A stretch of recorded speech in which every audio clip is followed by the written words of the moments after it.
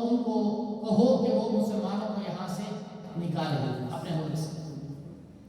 اب نجاشی کو نہیں معلوم کہ مسلمان میرے ملک کے اندر آئے ہوئے ہیں یا نہیں آئے ہوئے، تو یہ جب وہاں پہنچے دو لوگ، انہوں نے خوب نذرانے لیے ہوئے تھے، تحفے تحائف لیے ہوئے تھے، تو پہلے جا کر جو نجاشی کے وزراء تھے انہیں تحفے تحائف دیے، ان کے پاس رکے اور ان کو اپنے آنے کا مقصد بتایا، سمجھایا۔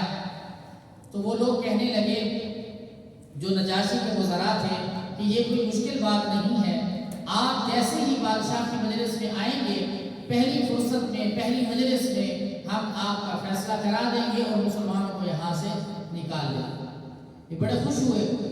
نجاشی کی جب مجلس لگی، وہ آیا، اپنے تخت پر بیٹھا، پوچھا اس نے کیا حال احوال ہے، تو ان لوگوں نے اپنا مدعا سامنے رکھا کہ ہم آئے ہیں مکہ المکرمہ سے اور ہم حضرت ابراہیم علیہ السلام کے پیروکار ہیں۔ آپ کے ملک کے اندر کچھ لوگ ایسے آئے ہیں جنہوں نے ہمارے ملک کے اندر تفریق ڈالی ہوئی ہے۔ ہم اپنے آباء و اجداد کے مذہب پر قائم و دائم تھے کہ انہوں نے آ کر ایک نئے مذہب کی بنیاد ڈالی، نیا مذہب متعارف کروایا، جس مذہب کی وجہ سے باپ بیٹے میں جنگ چھڑ گئی، بھائی بھائی کا مخالف ہو گئے، اور یہ ہمارے خداؤں کو برا بھلا کہتے ہیں۔ انتشار اختلاف برپا کرنے کے بعد اب یہ آپ کے ملک کے اندر آئے ہیں اور تم ان کو یہاں سے بھی خارج کر دو۔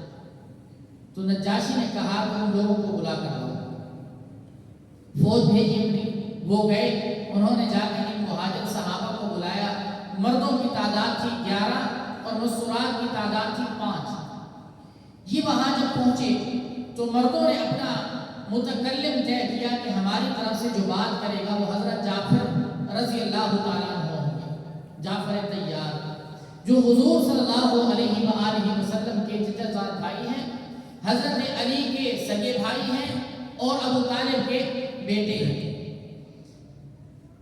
تو حضرت جعفر رضی اللہ تعالیٰ عنہ وہاں پہنچے تو نجاشی کی مجلس کے اندر ان کی گفتگو ہوئی۔ نجاشی نے پوچھا کہ تمہارا یہاں آنے کا مقصد کیا ہے اور تم کیسا مذہب اور دین رکھتے ہو؟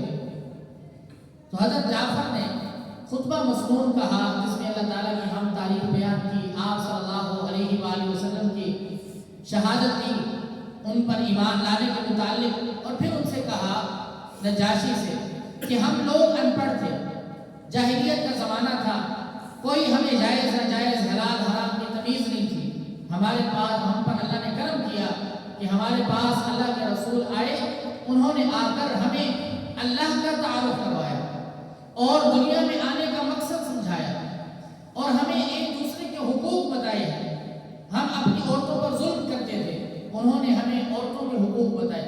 ہم اپنے والدین کی خدمت نہیں کرتے تھے، انہوں نے ہمیں والدین کی خدمت سکھائی، پڑوسیوں کے حقوق بتلائے، اور اسلام کی شریعت کے جو احکامات ہیں ان میں سے کچھ باتیں نجاشی کو بیان کی۔ نجاشی نے کہا کہ وہ اللہ کے رسول جو تمہارے پاس آئے، جو تمہارے علاقے میں رہتے ہیں، ان پر جو کلام، جو کتاب نازل ہوئی ہے، اس کا کچھ حصہ تمہیں آتا ہے؟ تو حضرت جعفر رضی اللہ تعالیٰ عنہ نے نجاشی کے سامنے سورۃ مریم کی تلاوت شروع کی۔ سورۃ مریم جب پڑھی، تلاوت کی، تو نجاشی وہ تلاوت سن رہا تھا اور خوب رو رہا تھا، یہاں تک کہ آنسوؤں سے اس کی داڑھی بھی تر ہو گئی، اتنے اس کے آنسو رہے۔ تو نجاشی نے کہا کہ تم جو کہتے ہو یہ حق اور سچ ہے، جاؤ اور جا کر اپنی زندگی گزارو، تمہیں کوئی روک نہیں سکتا۔ وہ مسلمان کیا کر رہے تھے؟ خفیہ طریقے سے رہ رہے تھے، ان کو آ کر متعارف کس نے کروایا؟ مشرکین مکہ نے۔ اب وہ جو عمرو بن عاص تھا، بڑا سمجھدار آدمی تھا دنیاوی اعتبار سے، اس نے کہا کہ کل کے دن میں ایک نیا کام کرنے جا رہا ہوں کہ جو کل میں بات کروں گا بادشاہ کے سامنے، اس کے بعد سوال ہی پیدا نہیں ہوتا کہ مسلمان یہاں رہے۔ عبداللہ ابن ربیع نے کہا کہ یہ کام ذرا جلدی کرو۔ وہ پھر وزراء کے پاس گیا اور اس سے میٹنگیں کی، ان سے کہا کہ آج کی مجلس میں تو یہ کامیاب ہو گئے اور کل کی مجلس کے اندر میں تمہیں تمہیں یہ بھی بتانا چاہتا ہوں کہ جس طرح یہ ہمارے خداؤں کے دشمن ہیں، بتوں کے دشمن ہیں، اسی طرح یہ حضرت عیسیٰ علیہ السلام کی شان میں بھی کمی کرتے ہیں، ان کے بھی گستاخ ہیں۔